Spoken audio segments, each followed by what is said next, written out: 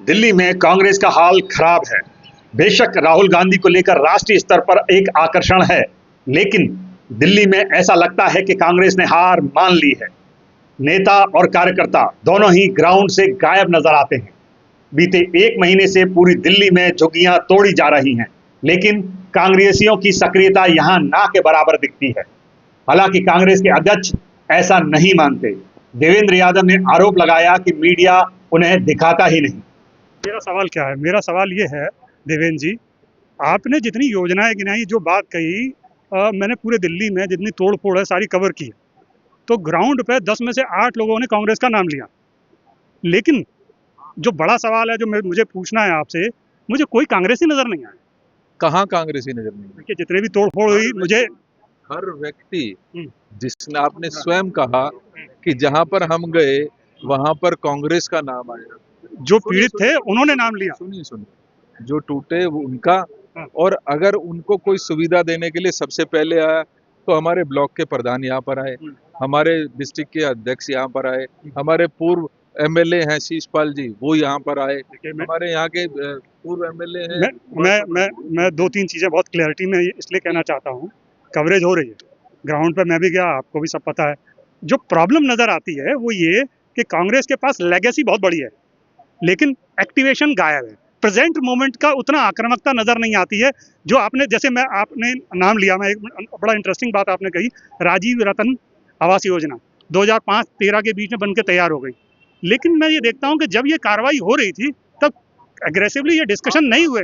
ये मैं माफी चाहता हूँ, लेकिन ये मीडिया का ही रुख है कि हम वहां पर इनके विरोध में कोर्ट में चले जाएं, आप कवर नहीं करेंगे, हम यहाँ आएंगे, आप कवर नहीं करेंगे, हम टूटे हुए मकान लगातार उस बात को उठाते रहे हैं। हाँ, ये बात सत्य है कि 10 साल 12 साल से हम सत्ता से बाहर हैं, हमारी आवाज विधानसभा में नहीं है, हमारी आवाज लोकसभा में नहीं है। ग्राउंड पर तो नजर आनी चाहिए, एग्रेसिवनेस नजर नहीं आती। तो लगातार हम इनके भले के लिए और इनकी लड़ाई लड़ने के लिए यहाँ पर पहुंचे। संगठन को आपको कहीं नहीं लगता कि उतना पोटेंशियल फास्ट लेवल नहीं है? अरे यार, और क्या चाहते हैं आप? क्या चाहते हैं और कैसे चाहते हैं?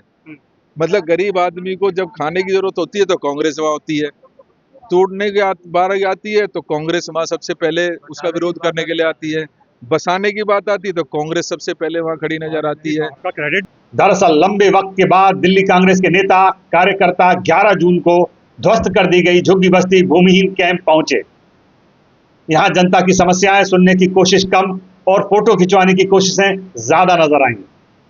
हालांकि प्रदेश अध्यक्ष ने इन आरोपों को नकारते हुए कहा कि दिल्ली में गरीबों के लिए जितनी भी योजनाएं आई हैं वह सब कांग्रेस ही लेकर आई है। उन्होंने गरीबों को आवास देने के लिए बनाई गई राजीव रत्न योजना का भी जिक्र किया। पूरी दिल्ली में तोड़फोड़ हुई है, तो कांग्रेस का स्टेप क्या है?